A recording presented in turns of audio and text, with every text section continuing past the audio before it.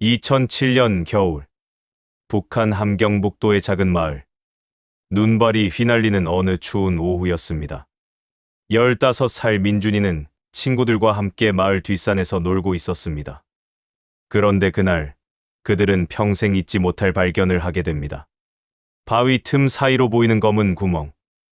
그것은 단순한 동굴이 아니었습니다. 그것은 자유로 향하는 문이었습니다. 여러분, 이 이야기는 단순한 탈북 스토리가 아닙니다. 이것은 호기심 많은 5명의 아이들이 우연히 발견한 땅굴을 통해 목숨을 건 탈출을 감행하고 그 과정에서 겪은 공포와 희망, 그리고 자유를 향한 간절함에 대한 희망이었습니다. 여러분은 이 아이들과 함께 어둠 속을 기어가고 추적을 피하며 마침내 새로운 세상으로 발을 내딛는 경험을 하시게 될 겁니다. 민준이는 함경북도 회령시 근처의 작은 마을에서 태어났습니다. 아버지는 그가 7살 때 정치범 수용소로 끌려갔고, 어머니는 그를 홀로 키우며 힘겹게 살아가고 있었습니다. 민준이는 학교에서도 반동분자의 자식이라는 낙인이 찍혀 있었지만 그는 포기하지 않았습니다. 오히려 더 많은 것을 알고 싶어 했고 세상 밖이 궁금했습니다. 민준이에게는 4명의 친구가 있었습니다. 첫째, 14살 수진이는 마을에서 가장 똑똑한 아이였습니다. 그녀는 몰래 중국에서 넘어온 라디오로 외부 세계의 소식을 듣곤 했습니다. 한국 드라마 이야기, 자유로운 삶에 대한 이야기들. 그녀의 눈은 항상 반짝였지만 동시에 깊은 슬픔도 담겨 있었습니다. 그녀의 언니가 탈북을 시도하다가 붙잡혀 처형당했기 때문입니다. 둘째, 16살 준호는 키가 크고 힘이 센 아이였습니다. 그는 마을의 탄광에서 일하는 아버지를 도우며 일찍 어른이 되어야 했습니다. 하지만 그의 마음속에는 언제나 질문이 있었습니다. 왜 우리는 이렇게 살아야 하는가? 다른 나라 사람들도 우리처럼 배고픈가? 그는 답을 찾고 싶었습니다. 셋째, 13살 영희는 가장 어렸지만 가장 용감한 아이였습니다. 그녀는 부모님을 모두 잃고 할머니와 함께 살고 있었습니다. 배급은 끊긴 지 오래였고 그들은 산에서 나무를 캐고 풀뿌리를 먹으며 연명했습니다. 영희는 자주 말했습니다. 언젠가 우리도 배불리 먹을 수 있는 곳으로 갈 거야. 넷째, 14살 동혁이는 조용하고 신중한 성격의 아이였습니다. 그는 관찰력이 뛰어났고 위험을 미리 감지하는 능력이 있었습니다. 그의 삼촌이 탈북을 시도했다가 총에 맞아 죽는 것을 목격한 이후 그는 더욱 조심스러워졌지만 동시에 자유에 대한 갈망도 커졌습니다. 5, 아이들은 서로 다른 이유로 만났지만 하나의 공통점이 있었습니다. 그들 모두는 현실에 만족하지 못했고 더 나은 삶을 꿈꿨습니다. 이제 화면이 시작하기 전에 무료로 할 수 있는 구독 버튼 눌러주시면 감동적인 탈북 이야기 만드는데 큰 힘이 되고 있습니다. 그들은 학교가 끝난 후 몰래 모여 금지된 이야기들을 나눴습니다. 한국은 어떤 곳일까? 자유란 무엇일까? 우리도 언젠가 그곳에 갈 수 있을까? 2007년 12월 15일. 유난히 추웠습니다.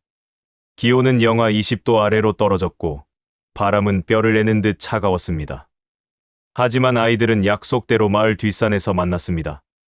그들의 비밀 아지트는 산 중턱의 바위 뒤편이었습니다. 그곳에서 그들은 외부 세계에 대해 이야기하고 꿈을 나누곤 했습니다. 오늘은 특별한 소식이 있어. 수진이가 주머니에서 작은 종이를 꺼냈습니다. 중국 상인 아저씨한테 들었는데 두만강 근처에 탈북을 도와주는 사람들이 있대. 하지만 돈이 많이 필요하고 위험하다고 했어. 돈. 준호가 한숨을 쉬었습니다. 우리에게 그런 돈이 어디 있어? 그때였습니다. 영희가 뭔가를 발견했습니다. 그들이 앉아있던 바위 뒤편, 눈에 덮여있던 부분을 치우자 이상한 틈이 보였습니다. 그것은 자연적으로 생긴 틈이 아니었습니다.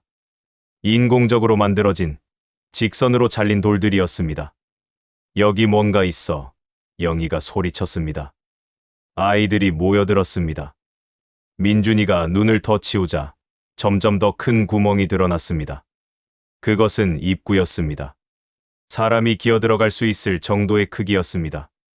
이게 뭐지? 동혁이가 조심스럽게 물었습니다. 땅굴인 것 같아. 준호가 구멍 안을 들여다보며 말했습니다. 옛날에 전쟁 때 만들었다는 그 땅굴 말이야. 민준이의 심장이 빠르게 뛰기 시작했습니다. 그는 할아버지에게서 들은 이야기를 떠올렸습니다. 한국전쟁 이후 남쪽과 북쪽 모두 수많은 땅굴을 팠다는 이야기. 어떤 땅굴은 국경을 넘어 상대편 영토까지 이어진다는 이야기. 혹시 민준이가 떨리는 목소리로 말했습니다. 이 땅굴이 어디론가 이어져 있다면? 침묵이 흘렀습니다. 아이의 눈이 마주쳤습니다. 같은 생각을 하고 있었습니다. 우리 들어가 보자.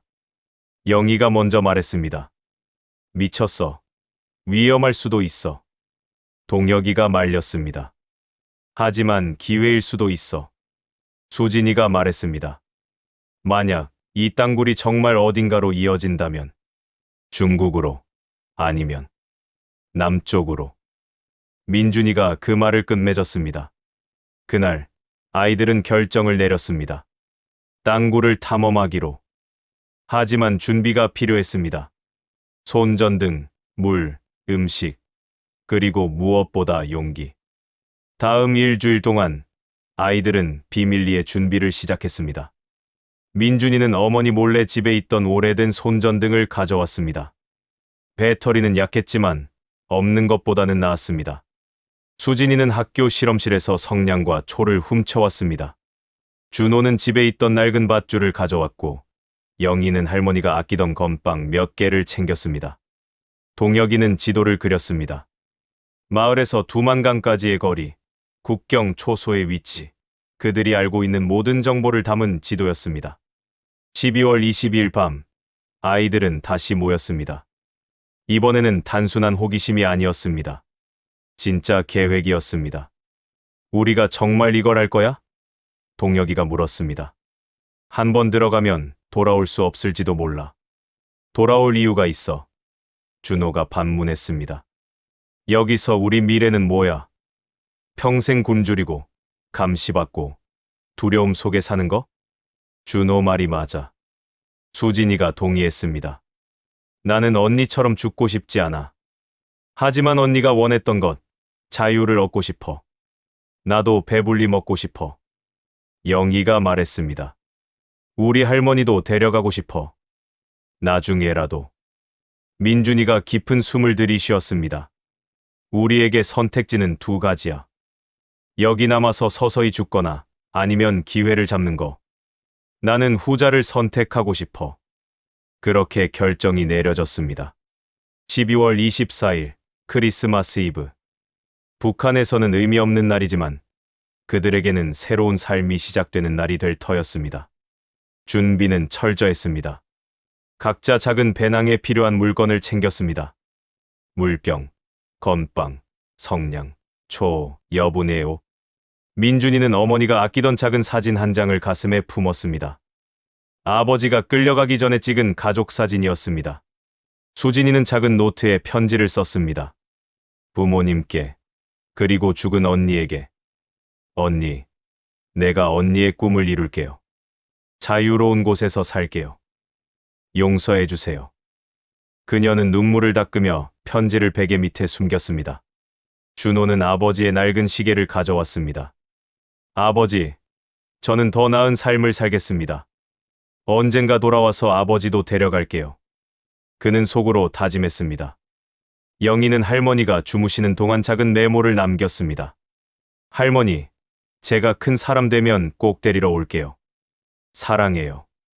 동혁이는 삼촌의 묘 앞에 갔습니다. 삼촌, 제가 삼촌이 못다 이룬 꿈을 이루겠습니다. 지켜봐 주세요. 12월 24일 오후 11시. 마을은 조용했습니다. 추위 때문에 사람들은 일찍 잠자리에 들었고 거리는 텅 비어 있었습니다. 아이는 약속한 장소에서 만났습니다. 달빛도 없는 깜깜한 밤이었습니다. 준비됐어? 민준이가 물었습니다. 하나씩 고개를 끄덕였습니다. 두려움과 설렘이 뒤섞인 표정들이었습니다. 그들은 조용히 뒷산으로 올라갔습니다. 눈을 밟는 소리가 유난히 크게 들렸습니다. 심장 소리도 귓가에서 울렸습니다. 30분 후 그들은 땅굴 입구에 도착했습니다. 민준이가 손전등을 켰습니다. 희미한 불빛이 어둠 속을 비췄습니다. 입구는 좁았지만 기어 들어갈 수는 있었습니다. 안쪽은 완전한 암흑이었습니다. 내가 먼저 들어갈게. 민준이가 말했습니다. 아니, 내가 먼저 갈게. 준호가 나섰습니다. 나는 힘이 세니까 혹시 모를 상황에 대비할 수 있어.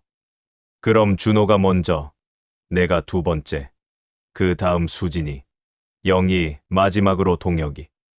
민준이가 순서를 정했습니다. 준호가 먼저 구멍 속으로 기어 들어갔습니다. 입구는 좁았지만 몇 미터 들어가자 조금 넓어졌습니다. 그는 손전등으로 주변을 비췄습니다. 벽은 흙과 돌로 이루어져 있었고 천장은 낮았습니다. 공기는 차갑고 습했습니다. 들어와, 괜찮아. 준호가 소리쳤습니다. 하나씩 아이들이 땅굴 안으로 들어갔습니다. 마지막으로 동혁이가 들어오자 그는 입구를 다시 눈으로 덮었습니다. 혹시 모를 추적자들을 위한 조치였습니다. 땅굴 안은 상상했던 것보다 넓었습니다. 서 있을 수는 없었지만 허리를 굽히고 걸을 수는 있었습니다. 벽에는 이끼가 끼어 있었고 바닥은 축축했습니다. 이 땅굴이 정말 어딘가로 이어져 있을까? 영희가 불안한 목소리로 물었습니다. 모르겠어. 하지만 알아내야지. 민준이가 대답했습니다. 그들은 걷기 시작했습니다. 손전등 불빛이 앞을 비췄지만 몇 미터 앞은 여전히 어둠이었습니다. 발소리, 숨소리, 그리고 물방울 떨어지는 소리만이 땅굴 안을 채웠습니다. 처음 한 시간은 비교적 순조로웠습니다. 땅굴은 일정한 방향으로 뻗어 있었고 갈림길도 없었습니다. 하지만 점점 공기가 희박해지는 것을 느낄 수 있었습니다. 숨쉬기가 어려워졌고 어지러움을 느끼기 시작했습니다. 잠깐 쉬자. 수진이가 말했습니다. 산소가 부족한 것 같아. 그들은 멈춰 섰습니다. 민준이가 성냥을 켜서 초에 불을 붙였습니다. 촛불이 흔들렸습니다. 촛불이 흔들리는 건 공기가 흐른다는 뜻이야. 동혁이가 관찰했습니다. 이 땅굴이 어딘가로 이어져 있다는 증거야. 희망이 보였습니다. 그들은 다시 걷기 시작했습니다. 2시간째, 첫 번째 위기가 찾아왔습니다. 앞쪽에 물이 고여 있었습니다. 얼마나 깊은지, 얼마나 넓은지 알 수 없었습니다. 손전등으로 비춰봤지만 끝이 보이지 않았습니다. 어떻게 해? 영희가 겁에 질린 목소리로 물었습니다. 준호가 밧줄을 꺼냈습니다. 내가 먼저 들어가 볼게. 밧줄을 잡고 있어. 위험하면 당겨. 너무 위험해. 수진이가 말렸습니다. 하지만 돌아갈 수는 없잖아. 이미 여기까지 왔어. 준호가 단호하게 말했습니다. 준호는 밧줄을 허리에 묶고 조심스럽게 물속으로 들어갔습니다. 물은 얼음처럼 차가웠습니다. 그는 이를 악물고 앞으로 나아갔습니다. 물은 허리까지 차올랐고 더 깊어지는 것 같았습니다. 10미터쯤 갔을 때 물이 다시 얕아지기 시작했습니다. 괜찮아. 건널 수 있어. 준호가 소리쳤습니다. 하나씩 아이들이 물을 건넜습니다. 차가운 물에 몸이 떨렸지만 포기할 수 없었습니다. 마지막으로 동혁이가 건너왔을 때 그들은 모두 추위에 떨고 있었습니다. 옷을 갈아입어야 해. 아니면 얼어 죽을 거야. 민준이가 말했습니다. 그들은 여분의 옷으로 갈아입었습니다. 젖은 옷은 짜서 배낭에 넣었습니다. 몸을 움직여서 체온을 올렸습니다. 계속 가자. 움직여야 따뜻해질 거야. 수진이가 말했습니다. 3시간째. 땅굴은 갑자기 넓어졌습니다. 그리고 그들은 놀라운 것을 발견했습니다. 오래된 나무 상자들이 쌓여 있었습니다. 민준이가 하나를 열어봤습니다. 안에는 낡은 군복과 통조림이 들어 있었습니다. 이게 뭐야? 영희가 물었습니다. 전쟁 때 만든 비축 창고인 것 같아. 동혁이가 추측했습니다. 이 땅굴이 정말 군사용이었구나. 수진이가 통조림 하나를 집어들었습니다. 이거 먹어도 될까? 배고파 죽겠어. 조심해. 오래됐을 수도 있어. 민준이가 경고했습니다. 하지만 배고픔은 두려움보다 강했습니다. 그들은 통조림을 열었습니다. 다행히 아직 먹을 만했습니다. 그들은 돌아가며 통조림을 나눠 먹었습니다.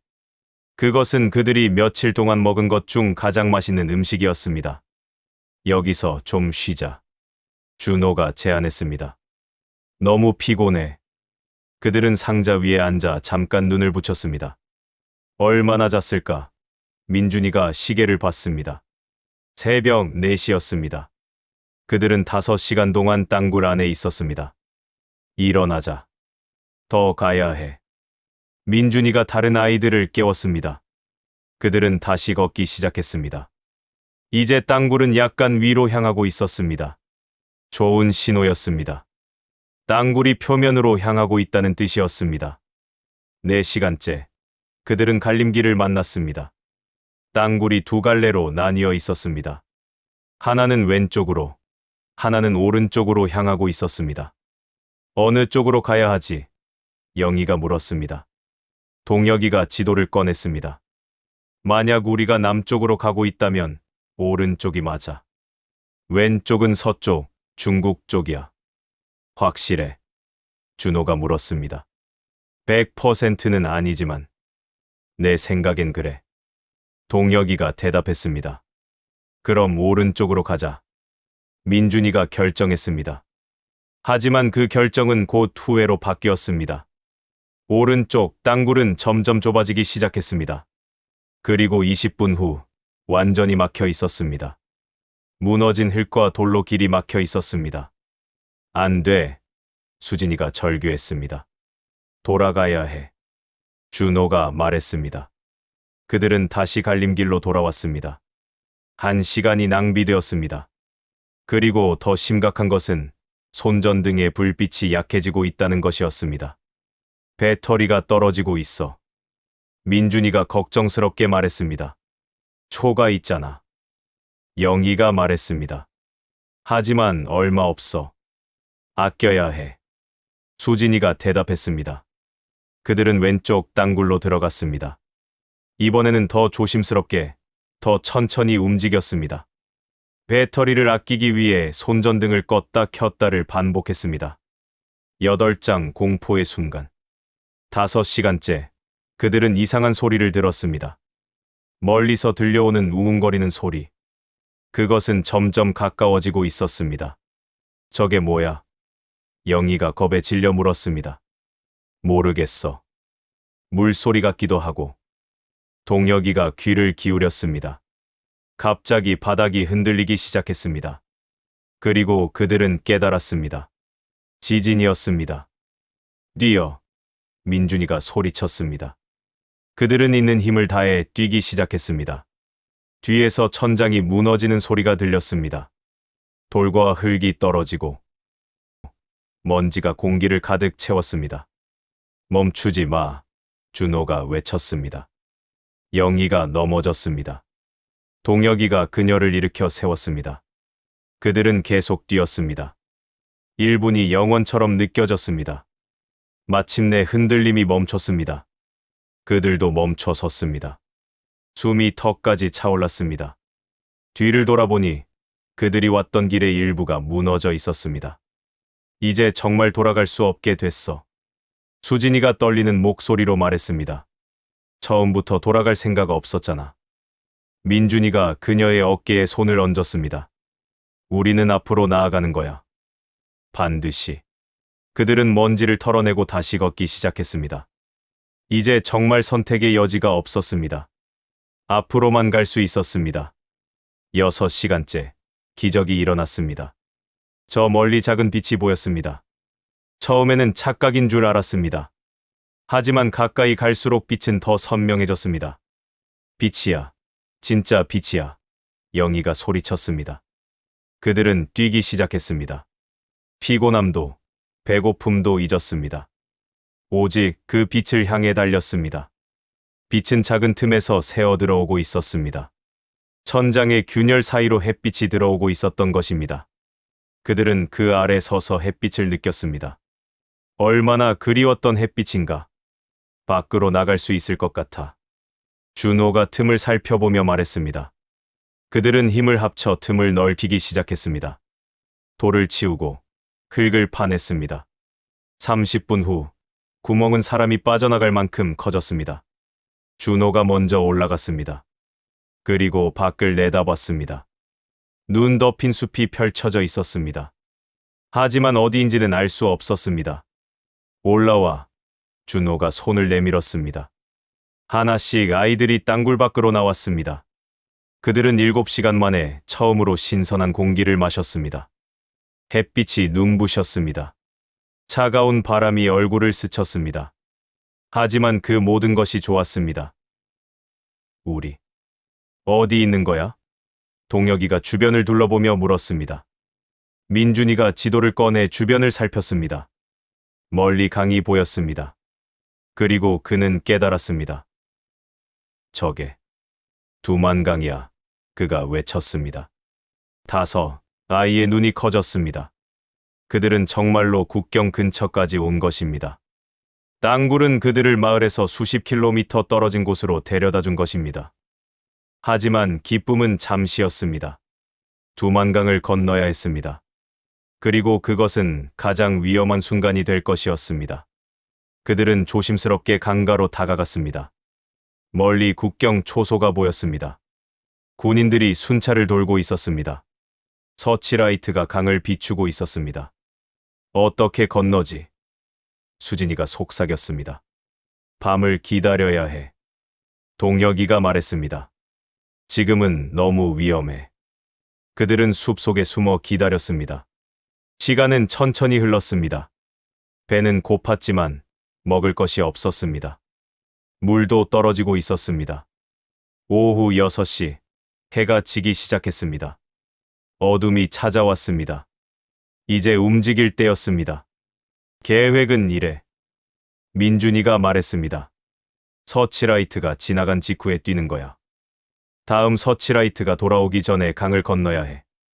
약 30초의 시간이 있어. 30초. 영희가 놀라며 물었습니다. 그게 다야. 하지만 할 수 있어. 반드시 해야 해. 민준이가 단호하게 말했습니다. 그들은 서치라이트의 패턴을 관찰했습니다. 정확히 매 1분마다 서치라이트가 지나갔습니다. 그들에게는 30초의 기회가 있었습니다. 준비됐어. 준호가 물었습니다. 모두 고개를 끄덕였습니다. 서치라이트가 지나갔습니다. 지금, 민준이가 외쳤습니다. 그들은 뛰기 시작했습니다. 눈을 밟으며 강으로 향해 달렸습니다. 심장이 터질 것 같았습니다. 강에 도착했습니다. 물은 얼어 있었지만 완전히 얼지 않은 부분도 있었습니다. 조심해. 얼음이 얇아. 동혁이가 경고했습니다. 그들은 조심스럽게 얼음 위를 걸었습니다. 얼음이 삐걱거리는 소리가 났습니다. 영희가 발을 헛디뎠고 얼음이 깨졌습니다. 그녀는 물에 빠졌습니다.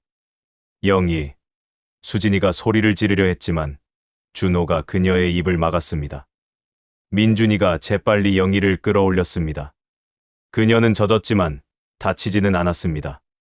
조용히, 계속 가. 민준이가 속삭였습니다. 그들은 계속 나아갔습니다. 20초가 지났습니다. 반은 건넜습니다. 25초가 지났습니다. 거의 다 왔습니다. 갑자기 서치라이트가 켜졌습니다. 예상보다 빨랐습니다. 엎드려. 동혁이가 소리쳤습니다. 아이는 얼음 위에 엎드렸습니다. 서치라이트가 그들 위를 지나갔습니다. 심장이 멈춘 것 같았습니다. 빛이 멈췄습니다. 그들을 발견한 것일까? 아니었습니다. 빛은 계속 움직였습니다. 그들은 발견되지 않았습니다. 흰 눈 위에 흰 옷을 입은 그들은 보이지 않았던 것입니다.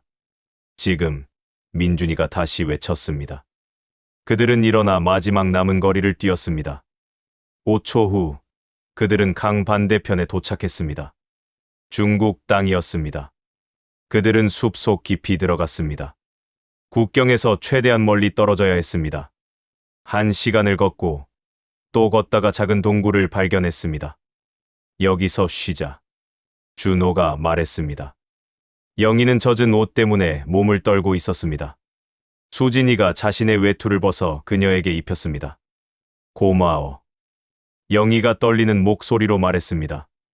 민준이가 성냥으로 작은 불을 피웠습니다.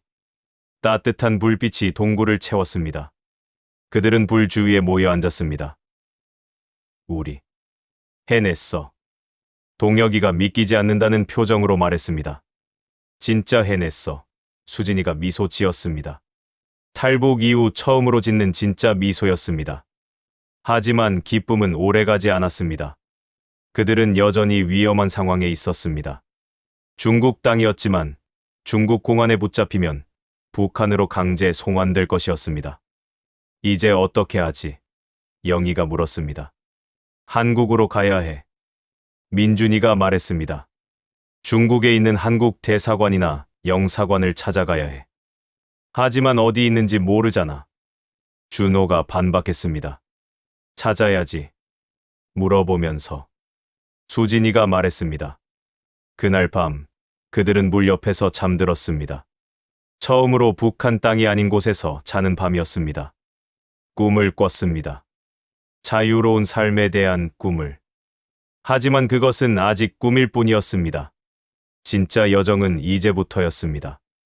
다음 날 아침, 그들은 일찍 일어났습니다. 배고픔이 극에 달했습니다. 마지막으로 제대로 먹은 것이 언제였는지 기억도 나지 않았습니다. 음식을 구해야 해. 준호가 말했습니다. 하지만 돈이 없잖아. 영희가 말했습니다. 훔칠 수는 없어. 발각되면 끝이야.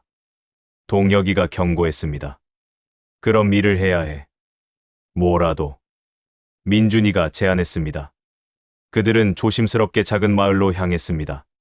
중국 국경 지역의 조선족 마을이었습니다. 한국말이 통하는 곳이었습니다. 마을에 들어서자 사람들의 시선이 느껴졌습니다. 그들의 초라한 옷차림, 지친 얼굴. 탈북자라는 것이 너무 명백했습니다. 한 할머니가 그들에게 다가왔습니다. 너희들, 어디서 온 거니? 아이들은 침묵했습니다.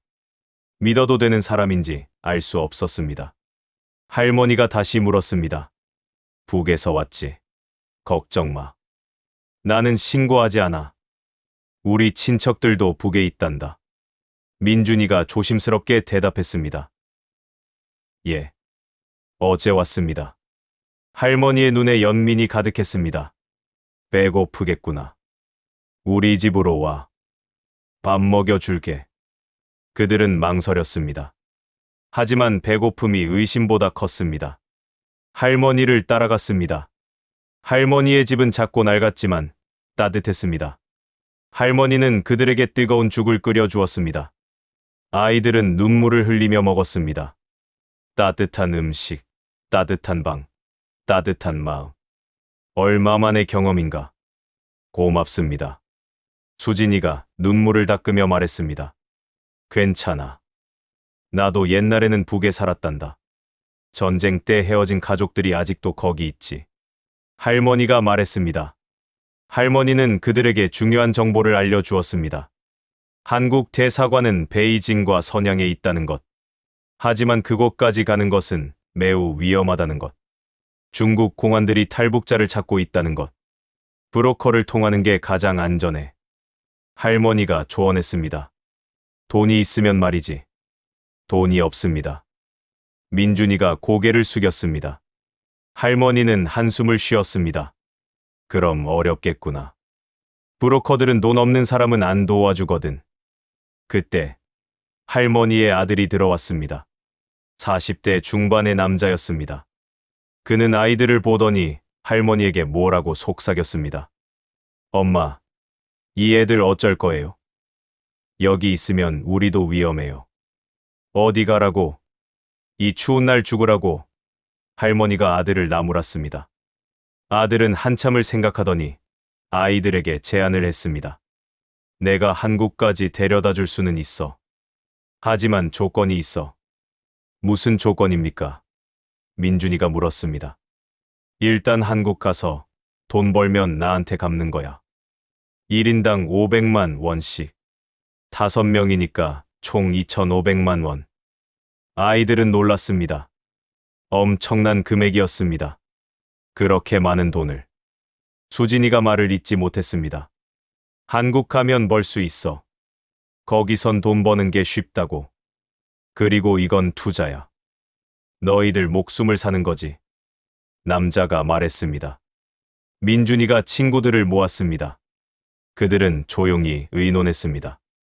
믿을 수 있을까? 동혁이가 의심했습니다. 선택지가 있어. 우리 혼자 한국까지 갈 수 없잖아. 준호가 말했습니다. 하지만 2,500만 원.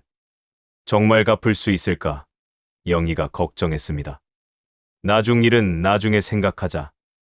일단 한국에 가는 게 먼저야. 수진이가 말했습니다. 그들은 결정을 내렸습니다. 좋습니다. 그렇게 하겠습니다. 남자가 미소 지었습니다. 현명한 선택이야. 준비하는데 며칠 걸릴 거야. 그동안 여기 있어. 하지만 밖에 나가면 안 돼. 공안한테 걸리면 끝이야. 일주일 후, 남자가 준비가 됐다고 알렸습니다. 밤에 트럭이 집 앞에 도착했습니다. 짐칸에 타. 남자가 지시했습니다. 짐칸에는 상자들이 가득했습니다. 아이들은 상자 사이에 숨었습니다. 공간은 비좁았고 공기도 답답했습니다. 검문소에서는 절대 소리 내면 안 돼. 알았지? 남자가 경고했습니다. 트럭이 출발했습니다. 덜컹거리는 도로를 달렸습니다. 시간이 얼마나 지났을까? 갑자기 트럭이 멈췄습니다. 검문소다. 동혁이가 속삭였습니다. 바깥에서 중국어로 대화하는 소리가 들렸습니다. 공안이 짐칸을 열었습니다. 손전등 불빛이 상자들을 비췄습니다. 심장이 터질 것 같았습니다. 영희는 울음을 참으려고 입을 틀어막았습니다. 손전등 불빛이 점점 가까워졌습니다. 그때 남자가 공안에게 뭔가를 건넸습니다. 돈인 것 같았습니다. 공안이 웃으며 짐칸을 닫았습니다. 트럭이 다시 출발했습니다. 휴. 준호가 안도의 한숨을 쉬었습니다. 하지만 그것은 시작에 불과했습니다. 그 후 일주일 동안 그들은 트럭, 기차, 버스를 번갈아 타며 중국을 횡단했습니다. 때로는 짐칸에 숨고 때로는 관광객인 척했습니다. 검문소를 여러 번 통과했고 매번 공포를 경험했습니다. 어느 날 그들은 중국 남부의 한 도시에 도착했습니다. 남자가 말했습니다. 여기서 다른 브로커에게 인계할 거야. 그 사람이 너희를 동남아시아로 데려갈 거야. 동남아시아요? 한국이 아니고요? 민준이가 놀라며 물었습니다. 한국으로 직접 갈 수 없어. 중국에서 한국으로는 못 가. 동남아시아를 거쳐서 가야 해. 태국이나 라오스로 갔다가 거기서 한국 대사관에 가면 돼. 남자가 설명했습니다. 아이들은 여정이 이렇게 복잡할 줄 몰랐습니다. 하지만 이미 시작한 일이었습니다. 새로운 브로커는 중년의 여자였습니다. 그녀는 냉정해 보였지만 일은 확실하게 처리했습니다. 그들은 작은 벤에 태워졌고 미얀마 국경으로 향했습니다. 국경을 넘을 때도 뇌물이 오갔습니다. 돈이면 무엇이든 가능한 것 같았습니다. 그들은 국경을 여러 번 넘었습니다. 한 달이 지났습니다. 태국의 한 작은 도시에서 여자 브로커가 갑자기 말했습니다. 여기서 내려. 왜요? 아직 방콕까지 멀잖아요. 민준이가 물었습니다. 계획이 바뀌었어. 여기서 다른 사람에게 인계할 거야. 여자가 냉정하게 말했습니다.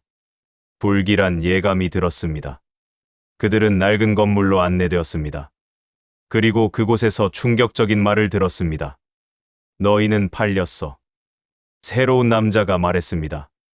브로커가 너희를 팔았어. 이제 너희는 빚을 갚을 때까지 여기서 일해야 해. 뭐라고요? 수진이가 믿을 수 없다는 표정으로 물었습니다. 인신매매야. 동혁이가 창백한 얼굴로 말했습니다. 그들은 갇혔습니다. 문은 잠겨 있었고 창문에는 철창이 있었습니다. 탈출구가 없었습니다. 이럴 수가. 영희가 울기 시작했습니다. 울지 마. 우리 반드시 여기서 나갈 거야. 민준이가 그녀를 안심시켰지만 그 자신도 두려웠습니다.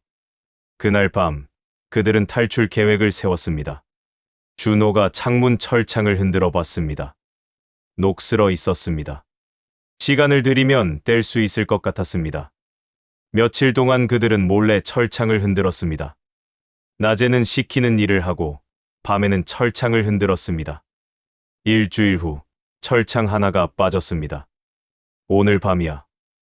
민준이가 말했습니다. 자정이 되자 그들은 창문을 통해 탈출했습니다. 조용히, 신속하게. 건물을 빠져나와 거리로 나왔습니다. 어디로 가지? 영희가 물었습니다. 경찰서. 수진이가 말했습니다. 위험하지만 다른 방법이 없어. 그들은 경찰서로 향했습니다. 하지만 그들을 쫓는 사람들도 있었습니다. 인신매매 조직의 사람들이었습니다. 뛰어! 준호가 소리쳤습니다. 그들은 있는 힘을 다해 뛰었습니다. 뒤에서 발소리가 들렸습니다. 점점 가까워지고 있었습니다. 갑자기 앞에서 차가 멈춰 섰습니다. 한국인처럼 보이는 남자가 문을 열었습니다. 빨리 타. 선택의 여지가 없었습니다. 그들은 차에 뛰어올랐습니다. 차는 빠르게 출발했습니다. 누구세요? 민준이가 물었습니다. 한국에서 온 선교사야. 탈북자들을 돕는 일을 하고 있어. 너희가 위험에 처한 걸 알았어. 남자가 설명했습니다. 어떻게 알았어요? 수진이가 놀라며 물었습니다. 우리는 네트워크가 있어. 탈북자들에 대한 정보를 공유하지. 너희가 인신매매 조직에 팔렸다는 걸 알고 찾고 있었어. 남자가 말했습니다. 아이들은 눈물을 흘렸습니다. 구원의 손길이었습니다. 선교사는 그들을 안전한 곳으로 데려갔습니다. 태국의 한 교회였습니다. 그곳에는 다른 탈북자들도 있었습니다. 모두 한국으로 가기를 기다리고 있었습니다. 여기서 며칠 쉬고 준비되면 한국 대사관으로 갈 거야. 선교사가 말했습니다. 처음으로 그들은 안전함을 느꼈습니다. 따뜻한 잠자리, 충분한 음식, 그리고 무엇보다 자유. 일주일 후 그들은 방콕의 한국 대사관으로 향했습니다. 가슴이 두근거렸습니다. 드디어 한국으로 가는 문턱에 선 것입니다. 대사관 앞에 서자 태극기가 보였습니다. TV에서만 보던 그 깃발. 그들의 눈에서 눈물이 흘렀습니다. 대사관에 들어가자 직원들이 따뜻하게 맞이해 주었습니다. 신원 확인 절차가 시작되었습니다. 인터뷰, 조사, 확인. 모든 것이 꼼꼼하게 진행되었습니다. 여러분이 겪은 일들을 말해주세요. 상담사가 말했습니다. 민준이가 이야기를 시작했습니다. 땅굴을 발견한 날부터 땅굴을 통과한 일, 두만강을 건넌 일, 중국과 동남아시아를 거쳐온 일. 모든 것을. 상담사의 눈에도 눈물이 맺혔습니다. 정말 힘드셨겠어요. 하지만 이제 안전해요. 곧 한국으로 가게 될 거예요. 2달 후, 그들은 인천공항에 도착했습니다. 비행기에서 내리는 순간 다리가 후들거렸습니다. 꿈인지 현실인지 구별이 가지 않았습니다. 공항은 밝았습니다. 북한에서 본 어떤 건물보다 화려했습니다. 사람들은 자유롭게 걸어다녔고 웃었고 이야기를 나눴습니다. 두려움 없이. 여기가 한국이야. 영희가 눈물을 흘리며 말했습니다. 통일부 직원들이 그들을 맞이했습니다. 환영합니다. 대한민국에 오신 것을 환영합니다. 그 말을 들은 순간 모든 것이 현실로 다가왔습니다. 그들은 정말로 해냈습니다. 땅굴을 통과하고 국경을 넘고 수천 킬로미터를 여행해서 마침내 자유의 땅에 도착했습니다. 탈북자들을 위한 정착 지원 시설. 그곳에서 그들은 새로운 삶을 위한 교육을 받았습니다. 한국 사회에 대해, 법과 제도에 대해, 그리고 무엇보다 자유에 대해 배웠습니다. 여러분은 이제 대한민국 국민입니다. 교육 담당자가 말했습니다. 여러분에게는 권리가 있고 기회가 있습니다. 그리고 꿈을 이룰 자유가 있습니다. 3개월간의 교육이 끝났습니다. 이제 진짜 세상으로 나갈 시간이었습니다. 처음 서울에 나왔을 때 모든 것이 낯설었습니다. 빠르게 움직이는 지하철, 끊임없이 울리는 자동차 경적, 수많은 사람들. 압도적이었습니다. 민준이는 고등학교에 편입했습니다. 반 친구들은 그를 신기하게 쳐다봤습니다. 북한에서 왔다고, 진짜. 하지만 곧 그들은 그를 친구로 받아들였습니다. 처음으로 민준이는 반동분자의 자식이 아니라 그냥 민준이로 불렸습니다. 수진이는 검정고시를 준비했습니다. 밤낮으로 공부했습니다. 언니의 꿈을 이루기 위해서였습니다. 대학에 가고 기자가 되는 것.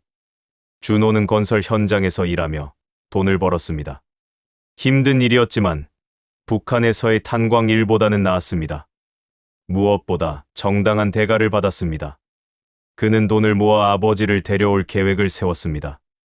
영희는 중학교에 다니며 요리를 배웠습니다. 할머니를 데려와서 맛있는 음식을 해드리고 싶었습니다. 더 이상 풀뿌리를 먹게 하고 싶지 않았습니다. 동혁이는 컴퓨터를 배웠습니다. 북한에서는 상상도 못했던 세계였습니다. 인터넷, SNS, 유튜브. 그는 탈북자들을 돕는 단체에서 자원봉사를 시작했습니다. 하지만 적응은 쉽지 않았습니다. 밤에는 악몽을 꿨습니다. 땅굴 속을 헤매는 꿈, 국경 초소에 붙잡히는 꿈, 인신매매 조직에게 쫓기는 꿈. 깨어나면 온몸이 땀으로 젖어 있었습니다. 때로는 차별도 경험했습니다. 탈북자잖아. 말투가 이상해. 너희 때문에 세금이 낭비된다. 상처가 되는 말들이었습니다. 하지만 그들은 포기하지 않았습니다. 그들은 땅굴을 통과한 사람들이었습니다. 국경을 넘은 사람들이었습니다. 이 정도의 어려움으로 포기할 그들이 아니었습니다. 2019년 12월 24일. 정확히 1년 전 그들이 땅굴로 들어간 날이었습니다. 5명은 약속대로 다시 모였습니다. 서울의 한 카페. 따뜻한 커피를 마시며 그들은 지난 1년을 돌아봤습니다. 믿기지 않아. 우리가 정말 여기 있다는 게. 영희가 말했습니다. 그녀는 많이 자랐습니다. 이제 예전처럼 앙상하지 않았습니다. 나는 다음 달에 대학 입시를 봐. 수진이가 밝게 말했습니다. 언론정보학과에 지원할 거야. 나는 돈을 꽤 모았어. 준호가 말했습니다. 내년쯤이면 아버지를 탈북시킬 수 있을 것 같아. 브로커를 통해서. 나는 할머니에게 편지를 보냈어. 영희가 말했습니다. 중국에 있는 사람을 통해서. 할머니가 건강하시대. 꼭 모시고 올 거야. 나는 유튜브 채널을 시작했어. 동혁이가 말했습니다. 탈북 과정을 이야기하고 북한의 실상을 알리는 거야. 구독자가 벌써 5만 명이야. 대단해. 민준이가 미소 지었습니다. 나는 내년에 대학 가려고 해. 법학을 공부하고 싶어. 탈북자들의 권리를 보호하는 변호사가 되고 싶어. 그들은 서로를 바라봤습니다. 1년 전 추운 겨울날 땅굴로 들어갔던 그 아이들이 이제 그들은 더 이상 아이가 아니었습니다. 꿈을 가진 젊은이들이었습니다. 우리 정말 잘한 거 맞지? 영희가 조심스럽게 물었습니다. 물론이야. 민준이가 단호하게 대답했습니다. 우리는 옳은 선택을 했어. 힘들었지만 후회하지 않아. 나도. 수진이가 고개를 끄덕였습니다. 나도. 준호, 동혁이, 영희가 차례로 말했습니다. 그들은 잔을 들었습니다. 우리의 용기를 위해, 그리고 우리의 미래를 위해. 잔이 부딪히는 소리가 울렸습니다. 희망의 소리였습니다. 스무장 땅굴의 비밀. 2020년 여름, 놀라운 소식이 전해졌습니다. 북한에서 그들이 발견했던 땅굴이 뉴스에 나온 것입니다. 북한 주민들이 탈북에 사용한 것으로 추정되는 땅굴이 발견되었습니다. 이 땅굴은 한국전쟁 당시 만들어진 것으로 보이며 북한 내륙에서 두만강 근처까지 약 40km를 연결하고 있습니다. 북한 당국은 땅굴을 폐쇄했다고 발표했습니다. 민준이는 뉴스를 보며 생각했습니다. 그 땅굴이 더 이상 탈북의 길로 사용될 수 없게 됐다는 것이 아쉬웠지만 동시에 안도했습니다. 북한 당국에 의해 땅굴이 발견됐다는 것은 그들의 탈북 루트가 밝혀졌다는 뜻이었습니다. 다행히 그들은 이미 한국에 있었습니다. 우리가 마지막이었을 거야. 수진이가 말했습니다. 그 땅굴을 통해 탈북한 사람들. 운이 좋았어. 동혁이가 말했습니다. 조금만 늦었어도. 그들은 침묵했습니다. 그 땅굴이 그들의 인생을 바꿨습니다. 그 우연한 발견이, 그 호기심이, 그 용기가 그들을 자유로 이끌었습니다. 혹시 영희가 조심스럽게 말했습니다. 우리 이야기를 책으로 쓰면 어떨까? 책. 준호가 물었습니다. 응. 우리의 경험을 나누는 거야. 다른 탈북자들에게 희망을 주고 한국 사람들에게 북한의 실상을 알리는 거지. 영희가 설명했습니다. 민준이가 고개를 끄덕였습니다. 좋은 생각이야. 우리 이야기가 누군가에게 도움이 될 수 있다면. 그렇게 그들은 책을 쓰기 시작했습니다. 제목은 땅굴을 통한 자유로의 여정이었습니다. 그들의 이야기, 두려움과 희망, 절망과 용기의 이야기. 2021년 코로나19 팬데믹이 세상을 강타했습니다. 모든 것이 멈춰섰습니다. 하지만 5명의 친구들은 멈추지 않았습니다. 민준이는 대학에 입학했습니다. 비록 온라인 수업이었지만 그는 열심히 공부했습니다. 법학을 배우며 그는 북한의 인권 문제에 대해 더 깊이 이해하게 되었습니다. 수진이는 대학 신문사에서 활동하며 기자의 꿈을 키웠습니다. 그녀는 탈북자들의 이야기를 취재하고 기사를 썼습니다. 그녀의 글은 많은 사람들에게 감동을 주었습니다. 준호는 마침내 아버지를 탈북시키는 데 성공했습니다. 브로커를 통해 중국과 동남아시아를 거쳐 아버지는 한국에 도착했습니다. 6년 만에 재회였습니다. 그들은 껴안고 울었습니다. 아들, 정말 잘했구나. 아버지가 떨리는 목소리로 말했습니다. 아버지를 위해서였어요. 우리 함께 새로운 삶을 시작해요. 준호가 대답했습니다. 영희는 요리학원을 졸업하고 작은 식당에서 일하기 시작했습니다. 그녀의 꿈은 언젠가 자신의 식당을 여는 것이었습니다. 할머니의 맛이라는 이름으로. 동혁이의 유튜브 채널은 20만 구독자를 돌파했습니다. 그는 탈북 과정뿐만 아니라 남북한의 차이, 통일에 대한 이야기도 다뤘습니다. 많은 사람들이 그의 영상을 보고 북한을 이해하게 되었습니다. 그들의 책도 출간되었습니다. 예상외로 큰 반응을 얻었습니다. 베스트셀러가 되었고 영화 제작 제의도 들어왔습니다. 우리 이야기가 이렇게 많은 사람들에게 알려질 줄은 몰랐어. 수진이가 말했습니다. 우리 이야기가 특별해서가 아니야. 민준이가 말했습니다. 수많은 탈북자들이 비슷한 경험을 했어. 우리는 그저 그들을 대표해서 이야기하는 거야. 2005년 봄. 민준이는 중요한 소식을 들었습니다. 어머니가 중국에 있다는 것입니다. 그의 탈북 이후 어머니도 북한을 떠난 것입니다. 하지만 중국에 갇혀 있었습니다. 민준이는 즉시 움직였습니다. NGO 단체와 연결하고 브로커를 통해 어머니의 위치를 파악했습니다. 그리고 구출 작전을 계획했습니다. 위험할 수 있어. 동혁이가 경고했습니다. 알아. 하지만 해야 해. 어머니를 홀로 두고 올 수 없어. 민준이가 단호하게 말했습니다. 친구들이 나섰습니다. 우리가 도울게. 함께 가자. 아니, 너무 위험해. 나 혼자. 민준이가 말렸지만 친구들은 고집을 부렸습니다. 우리는 함께 땅굴을 통과했어. 함께 두만강을 건넜어. 함께 여기까지 왔어. 이번에도 함께 할 거야. 수진이가 말했습니다. 민준이는 눈물을 흘렸습니다. 고마워. 정말 고마워.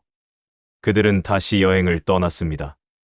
이번에는 비행기를 타고 정식으로 태국으로 갔고 거기서 브로커를 만났습니다. 어머니는 중국 남부에 있어요. 불법 체류자로 공장에서 일하고 있어요.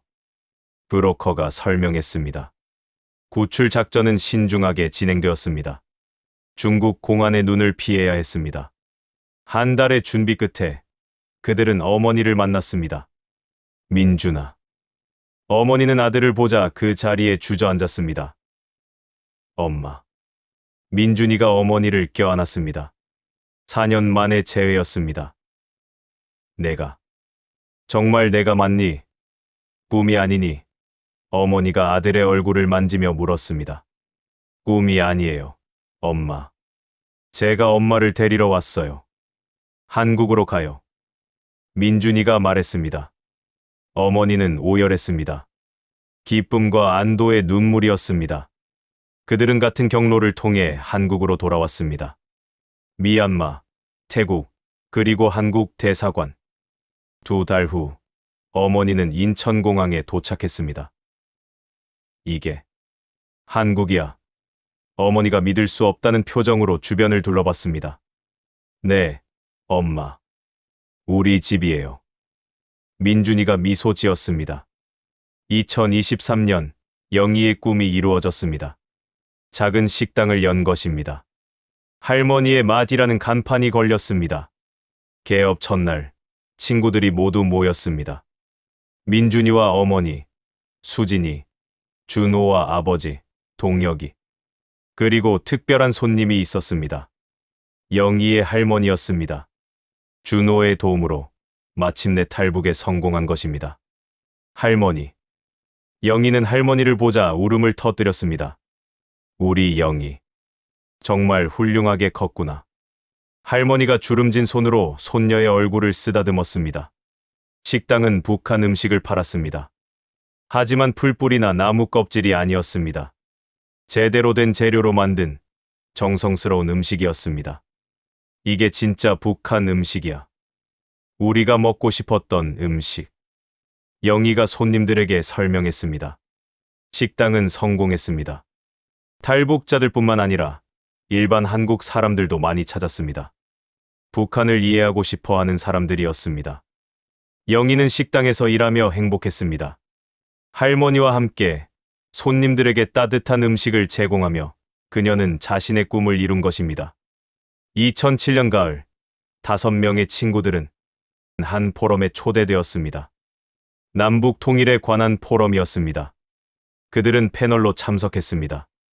탈북자로서 통일에 대해 어떻게 생각하시나요? 사회자가 물었습니다. 민준이가 먼저 대답했습니다. 통일은 단순히 영토의 통합이 아닙니다. 사람들의 통합입니다. 북한에 남아있는 수많은 사람들, 그들도 자유를 꿈꿉니다. 우리처럼. 통일은 그들에게 자유를 주는 것입니다. 수진이가 이어받았습니다. 하지만 쉽지 않을 겁니다. 70년 이상 분단되어 있었으니까요. 문화도 다르고 생각도 다릅니다. 하지만 불가능하지 않습니다. 우리가 적응한 것처럼 북한 사람들도 적응할 수 있습니다. 준호가 말했습니다. 통일은 경제적으로도 이득입니다. 북한의 자원, 남한의 기술. 함께하면 강해질 수 있습니다. 영희가 덧붙였습니다. 하지만 가장 중요한 것은 인간적인 측면입니다.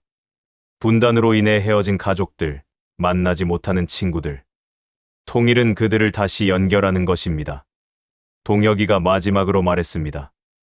우리는 통일의 첫 세대가 될 수 있습니다. 우리는 남과 북을 모두 경험했습니다. 우리가 다리가 될 수 있습니다. 포럼이 끝난 후 한 노인이 그들에게 다가왔습니다. 감사합니다.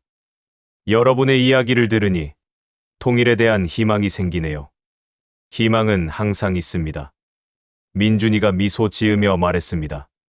우리가 증거입니다. 2025년 12월 24일 그들이 땅굴로 들어간 지 정확히 7년이 되는 날이었습니다. 5명은 특별한 장소에서 만났습니다. 서울의 한 호텔 루프탑.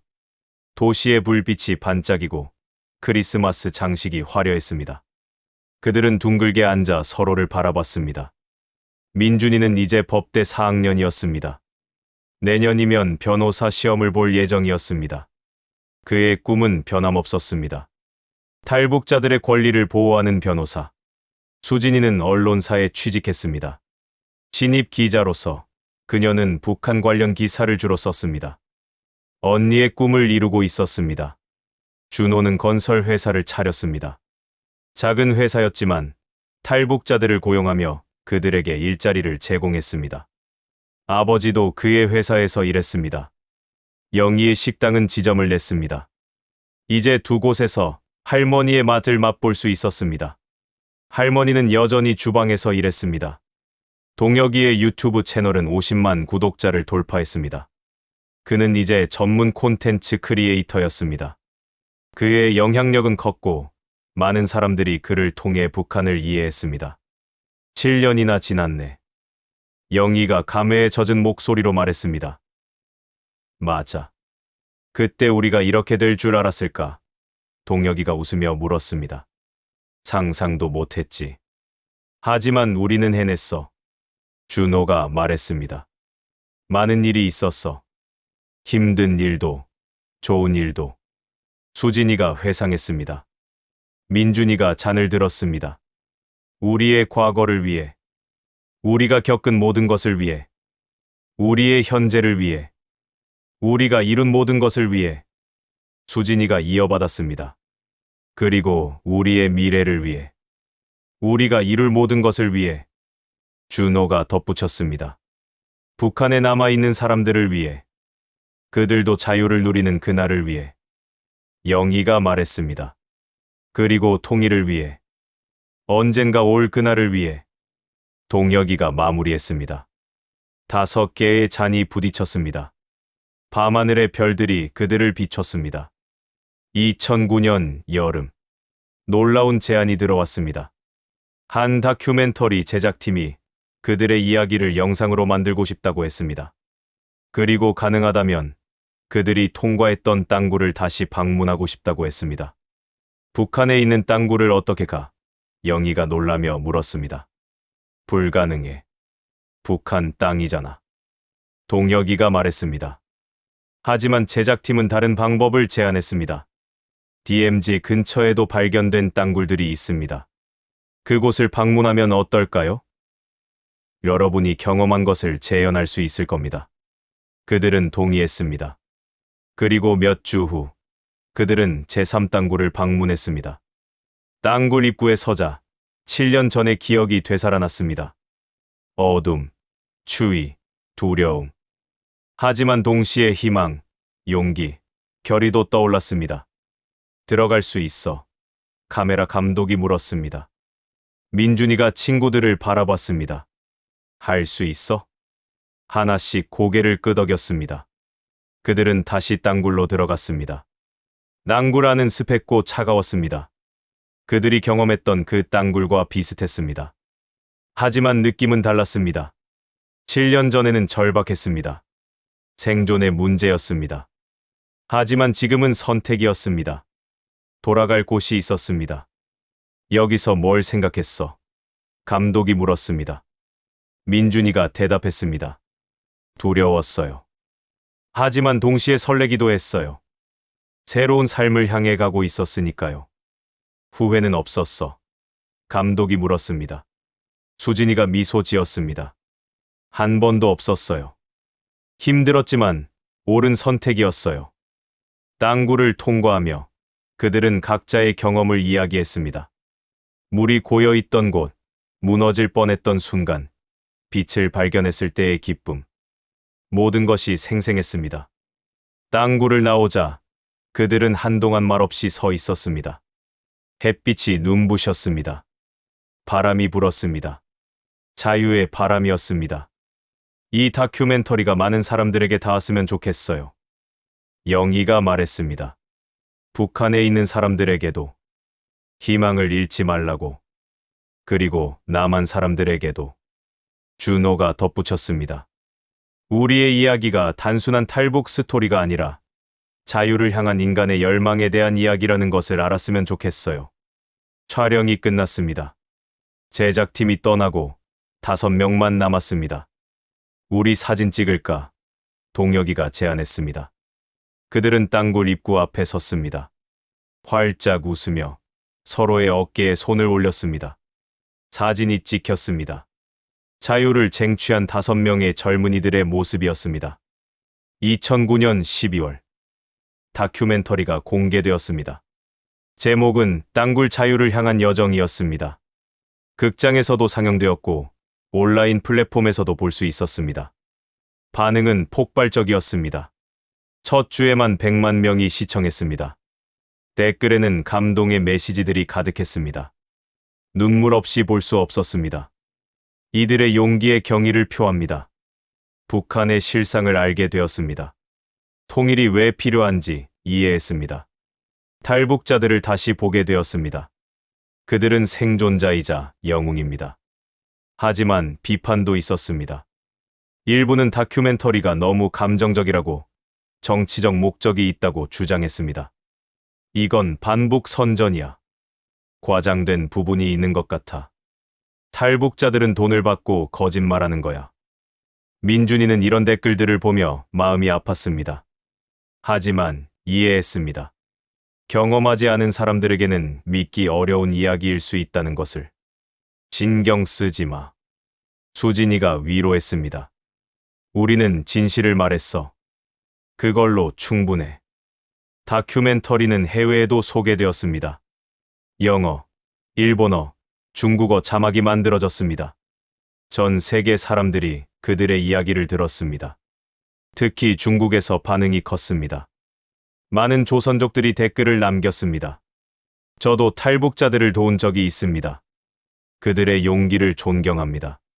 북한 동포들이 자유를 찾기를 바랍니다. 그리고 놀랍게도 북한에도 소식이 전해졌습니다. 물론 공식적으로는 아니었습니다. 하지만 USB를 통해 몰래 들어온 스마트폰을 통해 북한 주민들도 다큐멘터리를 봤습니다. 한 탈북자가 민준이에게 메시지를 보냈습니다. 북에 있는 제 가족이 당신들의 다큐멘터리를 봤답니다. 희망을 얻었다고 합니다. 감사합니다. 민준이는 눈물을 흘렸습니다. 그들의 이야기가 변화를 만들고 있었습니다. 2010년 봄 5명은 국제 강연 투어에 나섰습니다. 미국, 유럽, 일본. 그들은 세계를 돌며 자신들의 이야기를 나눴습니다. 뉴욕의 한 대학에서 민준이는 수백 명의 학생들 앞에서 연설했습니다. 자유는 공짜가 아닙니다. 그가 말했습니다. 우리는 목숨을 걸고 자유를 쟁취했습니다. 하지만 여러분은 태어날 때부터 자유를 누리고 있습니다. 그 자유의 가치를 잊지 마십시오. 그리고 아직 자유를 누리지 못하는 사람들을 위해 목소리를 내주십시오. 청중들이 기립박수를 보냈습니다. 런던에서 수진이는 기자들과 만났습니다. 탈북 과정에서 가장 힘들었던 순간은 언제였나요? 한 기자가 물었습니다. 땅굴에서 지진을 경험했을 때였어요. 수진이가 대답했습니다. 죽을 수도 있다고 생각했어요. 하지만 동시에 가장 강해진 순간이기도 했어요. 우리는 함께였고 포기하지 않았으니까요.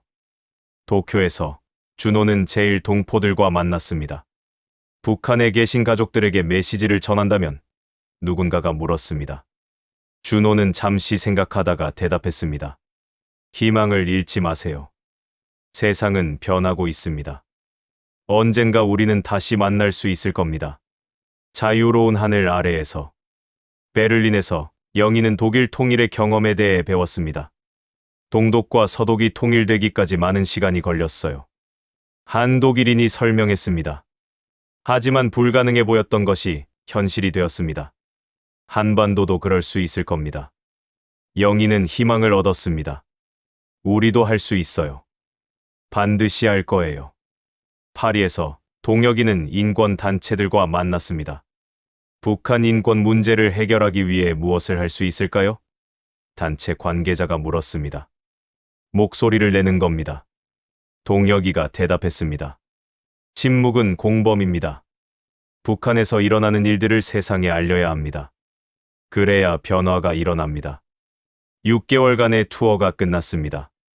그들은 수만 명의 사람들을 만났고 수십 개의 언론 인터뷰를 했습니다. 피곤했지만 보람 있었습니다. 우리가 세상을 조금이라도 바꿨을까? 영희가 비행기 안에서 물었습니다.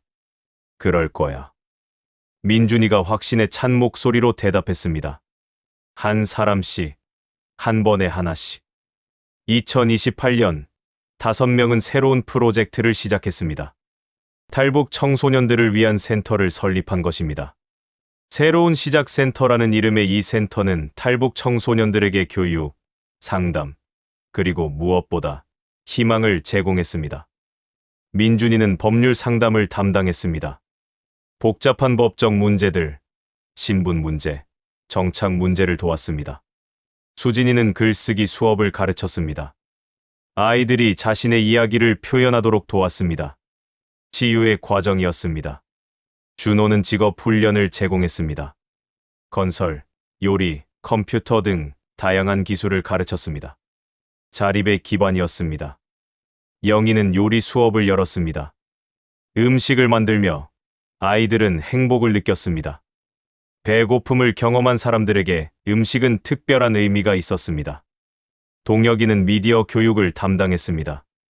유튜브, SNS 등을 가르치며 아이들이 자신의 목소리를 내도록 도왔습니다. 센터에는 매일 수십 명의 아이들이 왔습니다. 그들의 눈에는 5명이 10년 전에 가졌던 것과 같은 꿈이 있었습니다. 한 소년이 민준이에게 물었습니다. 형, 정말로 더 나아질까요? 제 인생이. 민준이는 소년의 어깨에 손을 올렸습니다. 그럼, 나를 봐. 10년 전 나는 너와 같았어. 두렵고, 불안하고, 미래가 보이지 않았어. 하지만 지금은 달라. 너도 할 수 있어. 반드시. 소년의 눈에서 희망의 불빛이 켜졌습니다. 2029년, 민준이는 마침내 변호사가 되었습니다. 어려운 시험이었지만 그는 합격했습니다. 그리고 작은 법률사무소를 열었습니다. 자유법률사무소라는 이름의 이 사무소는 탈북자들을 무료로 대리했습니다. 수익은 거의 없었지만 민준이는 개의치 않았습니다. 돈이 목적이 아니에요. 그가 인터뷰에서 말했습니다. 정의가 목적이에요. 탈북자들이 한국 사회에서 공정하게 대우받도록 돕는 것이 제 사명입니다. 첫 번째 사건은 어려웠습니다. 한 탈북 여성이 브로커에게 사기를 당한 사건이었습니다. 브로커는 돈만 받고 도와주지 않았습니다. 민준이는 열심히 준비했습니다. 증거를 모으고 증인을 찾고 법리를 연구했습니다. 그리고 법정에 섰습니다. 재판장님, 민준이가 말했습니다. 탈북자들은 취약합니다. 그들은 한국 사회를 잘 모르고 법을 잘 모릅니다. 그래서 악덕 브로커들의 표적이 됩니다. 하지만 그들도 보호받을 권리가 있습니다. 정의는 모두에게 평등해야 합니다. 판사는 민준이의 주장을 받아들였습니다. 브로커는 유죄 판결을 받았고 피해자는 보상을 받았습니다. 감사합니다, 변호사님. 여성이 눈물을 흘리며 말했습니다. 당신이 아니었다면. 괜찮아요. 민준이가 미소 지었습니다. 이게 제가 변호사가 된 이유예요. 소식은 빠르게 퍼졌습니다. 많은 탈북자들이 민준이를 찾았습니다. 그는 하나하나 정성껏 사건을 처리했습니다. 같은 해 수진이는 큰 특종을 터뜨렸습니다. 북한의 비밀 수용소에 대한 심층 보도였습니다. 그녀는 여러 탈북자들을 인터뷰하고 위성 사진을 분석하고 내부 문서를 입수했습니다. 몇 달간의 조사 끝에 그녀는 북한의 인권 유린 실태를 낱낱이 밝혔습니다. 기사가 나가자 국제사회가 들썩였습니다. 유엔에서 북한을 비난했고 여러 나라들이 제재를 강화했습니다.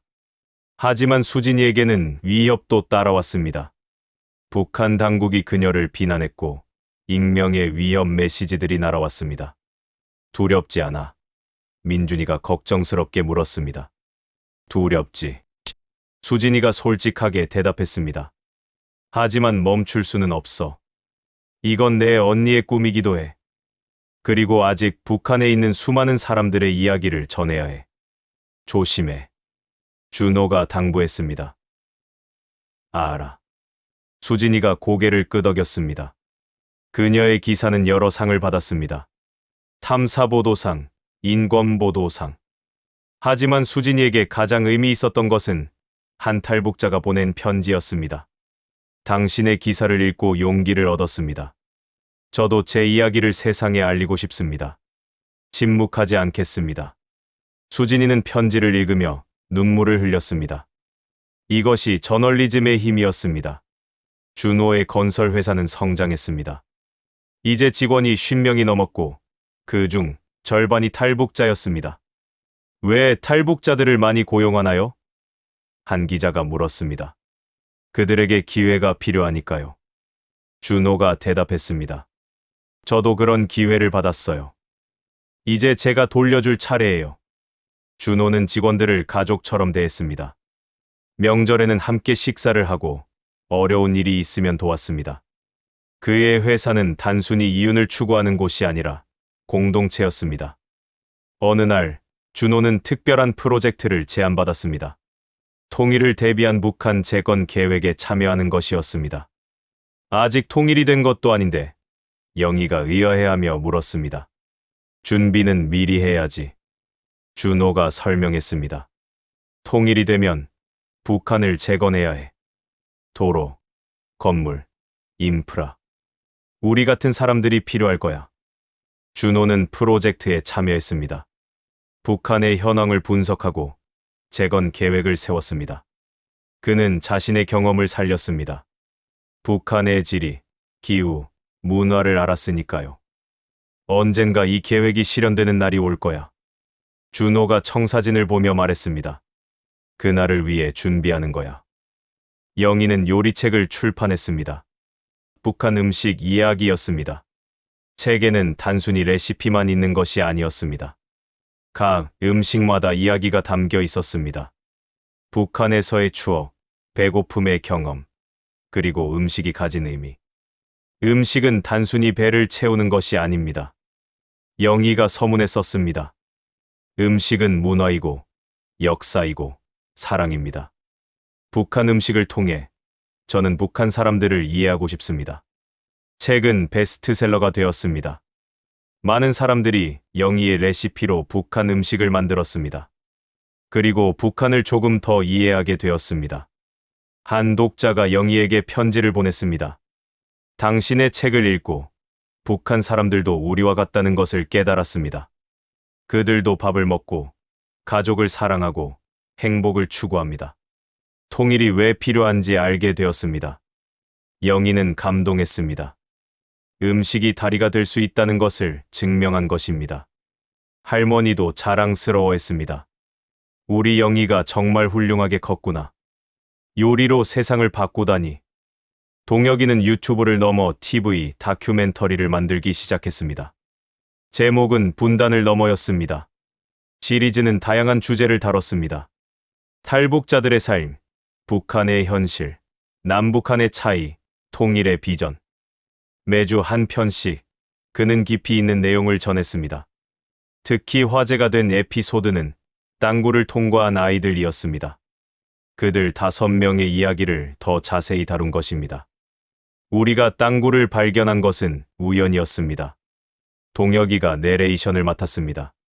하지만 그 땅굴로 들어간 것은 선택이었습니다. 자유를 향한 선택이었습니다.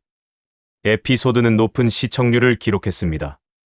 많은 사람들이 감동했고 댓글을 남겼습니다. 동혁이는 또한 북한에 남아있는 사람들을 위한 메시지도 전했습니다. 여러분을 잊지 않았습니다. 그가 카메라를 보며 말했습니다. 언젠가 우리는 다시 만날 것입니다. 자유로운 땅에서. 그날을 위해 희망을 잃지 마십시오. 그들이 땅굴로 들어간 지 정확히 10년이 되는 날이었습니다. 이번에는 더 큰 행사를 준비했습니다. 탈북자들, 지지자들, 언론인들을 초대했습니다. 수백 명이 모였습니다. 민준이가 연단에 올랐습니다. 10년 전 오늘 우리 5명은 작은 땅굴로 들어갔습니다. 우리는 몰랐습니다. 그 땅굴이 우리 인생을 완전히 바꿀 줄은. 하지만 지금 돌이켜보면 그것은 최고의 결정이었습니다. 수진이가 이어받았습니다. 우리는 많은 것을 잃었습니다. 고향, 친구들, 익숙한 환경. 하지만 더 많은 것을 얻었습니다. 자유, 기회, 그리고 무엇보다 희망. 준호가 말했습니다. 10년 동안 우리는 성장했습니다. 개인적으로도, 집단적으로도. 우리는 이제 단순히 탈북자가 아닙니다. 우리는 변호사, 기자, 사업가, 요리사, 다큐멘터리 제작자입니다.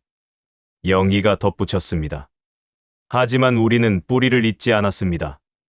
우리가 어디서 왔는지, 무엇을 겪었는지. 그것이 우리를 만들었습니다. 동혁이가 마무리했습니다. 앞으로 10년, 20년, 우리는 계속 나아갈 것입니다. 우리뿐만 아니라 모든 탈북자들을 위해, 그리고 언젠가 통일될 그날을 위해. 청중들이 기립박수를 보냈습니다. 눈물을 흘리는 사람들도 있었습니다.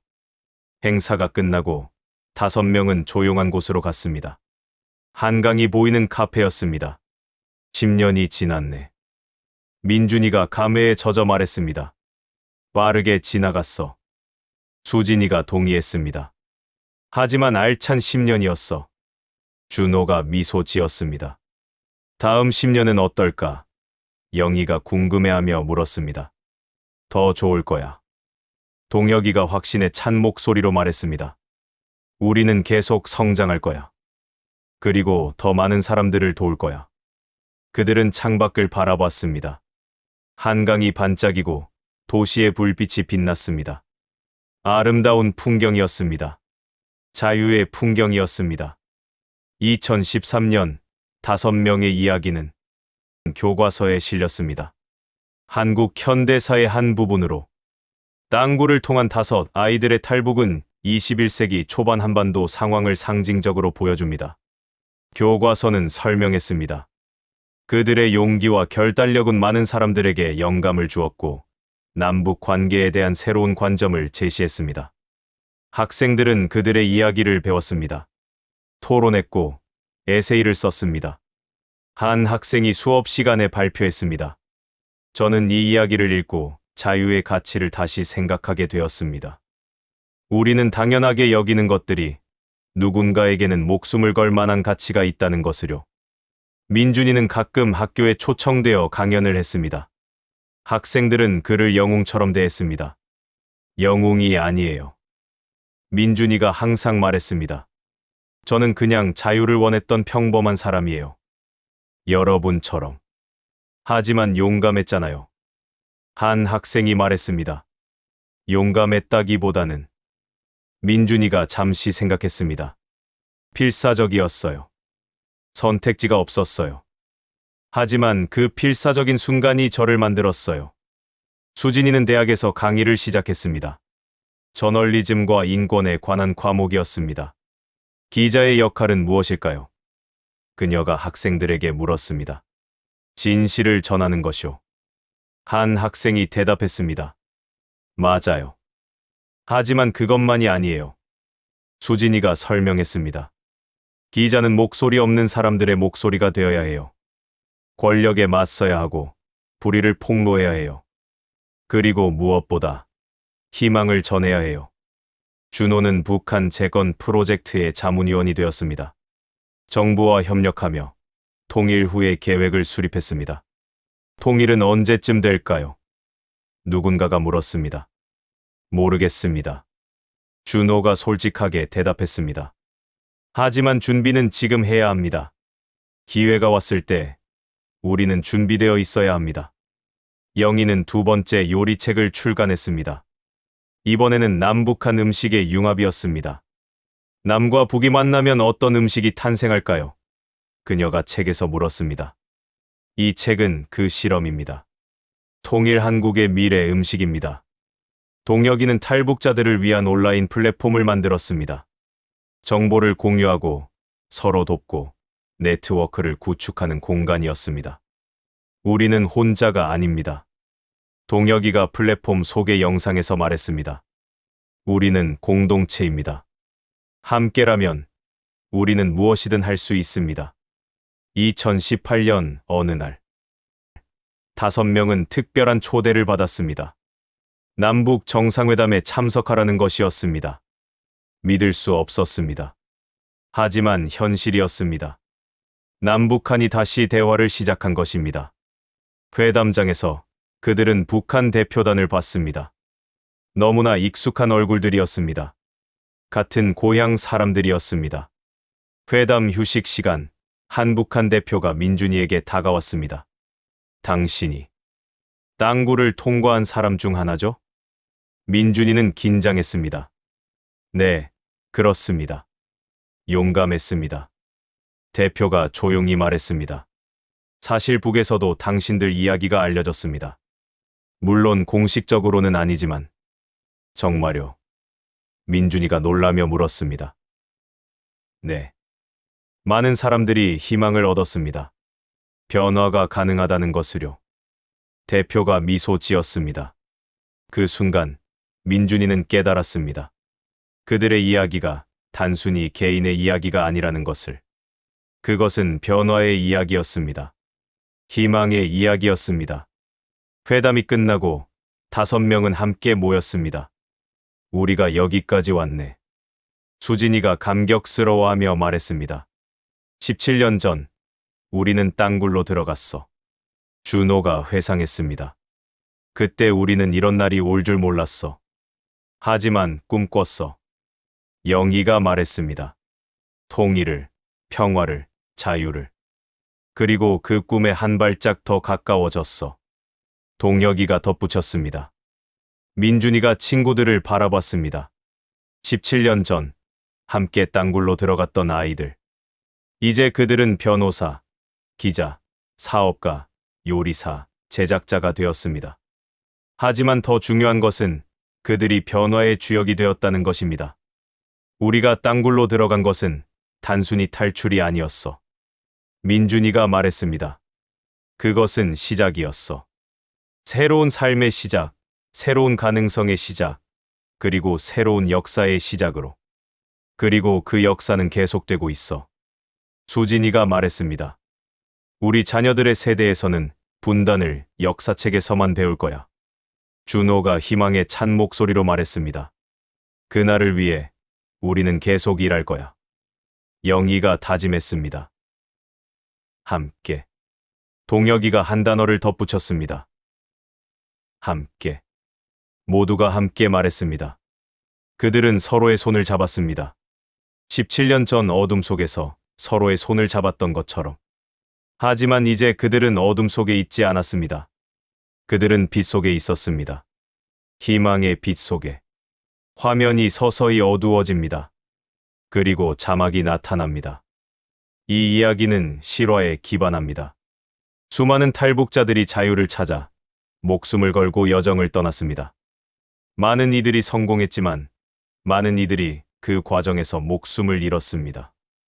우리는 자유를 위해 싸운 모든 이들을 기억합니다. 그리고 아직 북한에 남아있는 수백만 명의 사람들을 잊지 않습니다. 통일은 멀어 보일 수 있습니다. 하지만 불가능하지 않습니다. 역사는 우리에게 가르쳐 줍니다. 변화는 항상 한 사람에서 시작된다는 것을. 땅굴을 통과한 5 아이들처럼 우리 모두는 변화를 만들 수 있습니다. 작은 용기가, 작은 행동이 세상을 바꿀 수 있습니다. 희망을 잃지 마십시오. 자유는 권리입니다. 평화는 가능합니다. 통일은 올 것입니다. 그리고 그날 우리는 함께 축하할 것입니다. 화면이 완전히 어두워집니다. 이제 중년이 된 5명이 다시 만납니다. 하지만 이번에는 평양에서, 자유로운 평양에서. 그들은 함께 걸으며 웃고 이야기를 나눕니다. 그리고 한 장소에 도착합니다. 그곳은 박물관입니다. 자유의 박물관이라는 이름이. 박물관 안에는 땅굴의 모형이 있습니다. 그들이 통과했던 그 땅굴. 그리고 벽에는 글이 새겨져 있습니다. 자유는 공짜가 아니다. 하지만 그것은 모든 희생의 가치가 있습니다. 이 땅굴을 통과한 5 아이들은 그것을 증명했습니다. 그들의 용기가 역사를 바꿨다. 그들의 희망이 나라를 통일시켰다. 우리는 그들을 기억한다. 그리고 감사한다. 5명은 서로를 바라봅니다. 나이가 들었지만 눈빛은 여전히 밝습니다. 우리 정말 해냈어. 영희가 눈물을 글썽이며 말합니다. 그래, 해냈어. 민준이가 고개를 끄덕입니다. 그들은 포옹합니다. 긴, 따뜻한 포옹. 창밖으로 통일된 한반도의 풍경이 펼쳐집니다. 평화롭고 자유롭고 희망찬 풍경입니다. 그리고 하늘 높이 태극기가 펄럭입니다. 이 이야기를 만들며 우리는 자유의 진정한 의미를 다시 한번 생각하게 되었습니다. 우리가 당연하게 여기는 것들이 누군가에게는 꿈이라는 것을, 그리고 그 꿈을 위해 목숨을 거는 사람들이 있다는 것을. 탈북자들의 이야기는 단순히 북한과 남한의 이야기가 아닙니다. 그것은 인간의 존엄성에 대한 이야기입니다. 자유에 대한 갈망에 대한 이야기입니다. 그리고 희망이 어떻게 불가능을 가능하게 만드는지에 대한 이야기입니다. 우리는 이 이야기가 많은 사람들에게 영감을 주기를 바랍니다. 지금까지 시청해 주셔서 감사합니다. 나가실 때의 구독을 여러분 소중한 마음으로 눌러주시면 저에게 큰 힘이 되고 있습니다. 늘 건강하시고 행복하세요. 다음에 좋은 글로 찾아뵙겠습니다. 감사합니다.